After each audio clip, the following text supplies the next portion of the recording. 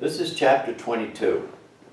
Now from here on in, my reading, I may get a little emotional because this was a bad time in my life. I'm trying to hold it under control, but you'll get the picture. After graduation from boot camp and a short leave, 10 days, everybody gets it, Pat shipped out for combat training in Camp Lejeune. He loved the grunts. That's what we call infantry.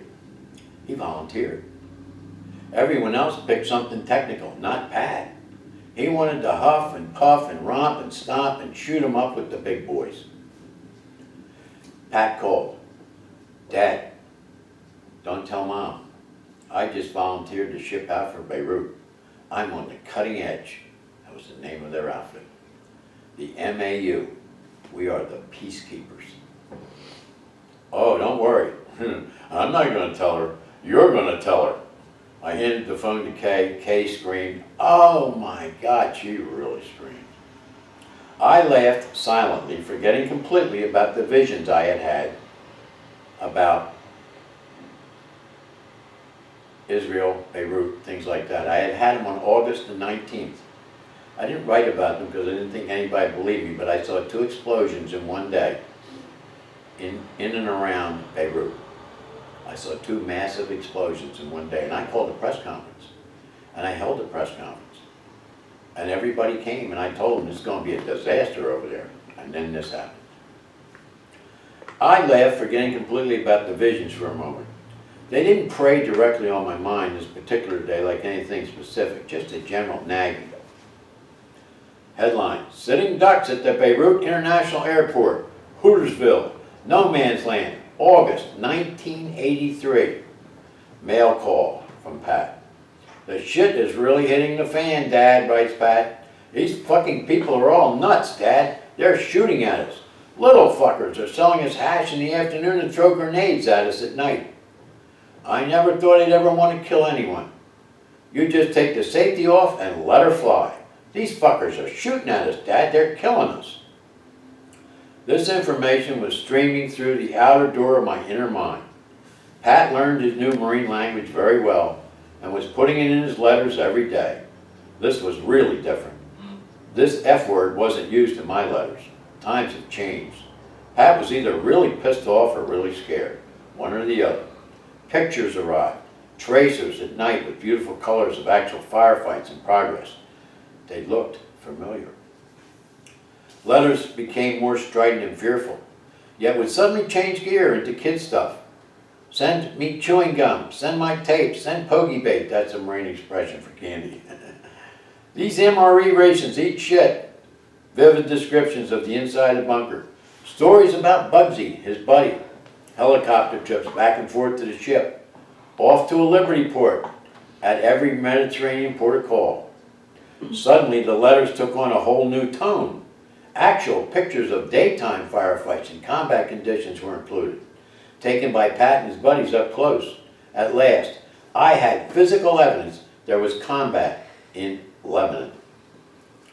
Frontline news. Newshawks were filming firefights and interviewing Marines who were wounded and interviewing families of those killed in action. President Reagan absolutely refused to admit it was a shooting war, yet bodies were arriving daily at Dover Air Force Base, the official mortuary on the East Coast for American warriors killed in action. He was making personal calls to parents of those killed in action. Fear and depression are hard to unravel. When they're mixed together, they feed off each other and cause a feeling called panic. I saw what was happening, and I knew I had to make a public stand. With the actual pictures of combat, I finally had a piece of physical evidence, and it was now or never. But I knew that critics would claim I had just interested in it because my only son was serving there. I fired off a telegram to the White House. Dear Mr. President, how many parents of dead Marines are you going to call before you finally acknowledge there's combat in Lebanon? Signed, Thomas L. Little, damn mad. The acronym meant Dads Against Military Maniacs. Mothers agreed defiantly. Bill Ward, a friend of mine, a political novelty expert, who always made our political buttons in the old political days, heard my call. He immediately came right to my law office, helped me select a color, form, and a print for bumper stickers and pins. I selected Marine Corps colors, scarlet and green. The letters were to be in military script. That'll take care of the blood and guts macho crowd, I said. Next, tentatively, I approached Tim Hyatt, the executive director of the Public Employees Union of Delaware, an important political leader in the state, solid Democrat, a true friend and co-warrior, and a real old-time labor union buddy. He was my boss. He had hired me in law school. That's how I got started being a union lawyer. As his union lawyer, I approached him cautiously. Can I use our union conference room for a political public press conference? For what? I want to take on Reagan about the war in Lebanon. Marines are getting killed in Beirut. Somebody has to speak out. All the politicians in America are afraid of Reagan. They're all fucking wimps. Sure, go ahead, it's all yours. Be my guest. Tim was like that, no judgments. The entire staff at the council looked on cautiously, but with humor and patience, and a good-natured concern for me and for Pat. 2 union reps, Mike Pagata and Betty Grant, organized it for me. But nobody else, and I mean nobody else, would get involved in this press conference. I became consumed with damn mad. I hadn't been in the campaign for years, but I mustered up every old political trick and public relations gimmick I could think of, and applied whatever stamina I had left to take on the entire Reagan administration over to war policy, single-handed. Everyone at the Union Hall was stunned by the attendance. News hawks from all over the Delaware media, Philadelphia stations, 2 local TV stations, all the radio stations, and all the union leaders showed up along with interested Vietnam vets. Even a reporter from the Delaware State News showed up. The conference opened. I gave a lambasting speech, laced liberally with the word wimps. A crusty old pain-in-the-ass reporter, dean of the Delaware news media from the News Journal papers, Bill Frank, was in the front row. I knew he would ask the first question. He had enjoyed a competitive wariness with me. We didn't trust each other one bit. And a newspaper reporter and a politician, they're like oil and water. They don't mix. But Bill knew I would hassle anyone, and that's why he showed up, to hassle me first.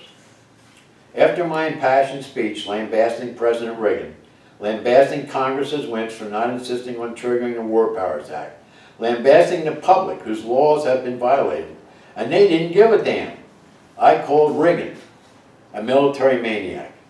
I knew that bad language at least was newsworthy. I showed the pictures from Pat to anyone who would come forward, and Bill glared the first question right down my throat. What's a wimp? A wimp is a guy that sees his duty and refuses to do it, I said. Where the hell were you during Vietnam, he said.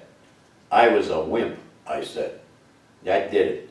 Everyone in the room knew I was being honest. Newshawks got on the bandwagon. They were great, and they gave it great play. It spread all over the Delaware Valley.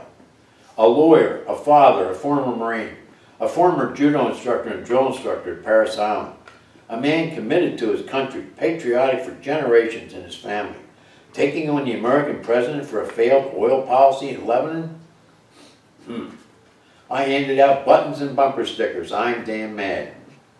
I picketed Senator Bill Roth's, my buddy, his suburban house, single-handedly for days with I'm a damn mad sign.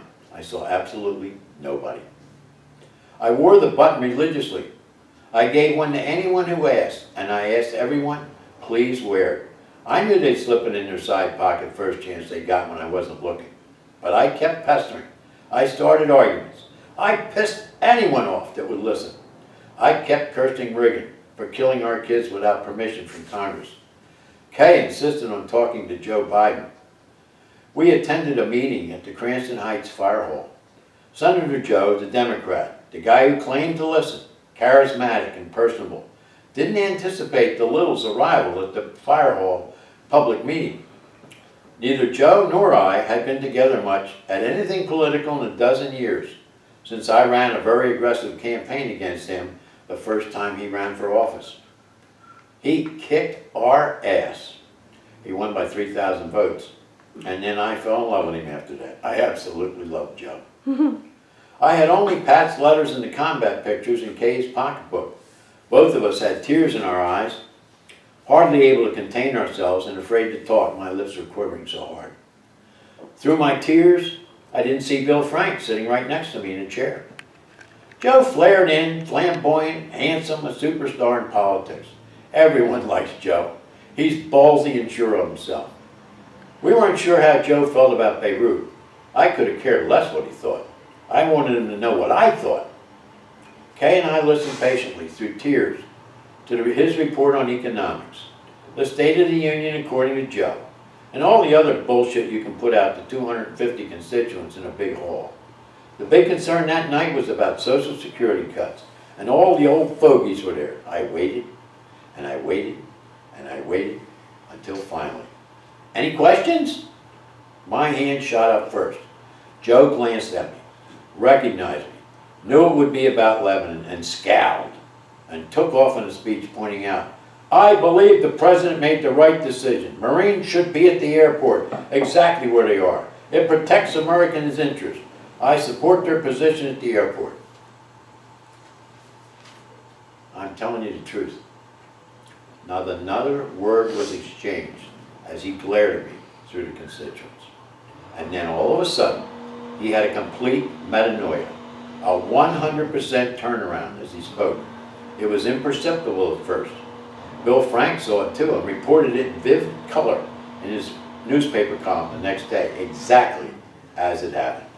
Right in the middle of his speech supporting the President's invasion of Lebanon, something hit him. He glanced at me, saw my tears, and his entire political countenance reversed. He started talking against the Marines being in Lebanon, and then he deferred to me.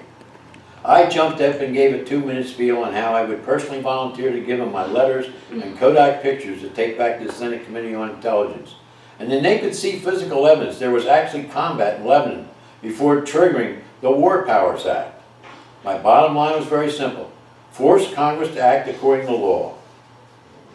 On the way home, I said to Kay, that's 1 down, 2 to go, referring to our 3 members of Congress for Delaware. Joe will stay aboard. He knows it's the right thing to do. And he did. Kay said, I hope so. I sure hope so. Meanwhile, another news hawk, Kevin Feely, from the News Journal, called me at my lawyer's row office. He asked, how can I contact your son in Beirut? I showed him my letters and pictures and told him as much as I could about Pat. Amazingly, Kevin actually got a call through, long distance from Wilmington, Delaware to Beirut, Lebanon. Pat received permission to give an interview, but was supervised by PR officers, of course, for the entire call. He told me later he was not free to speak the truth.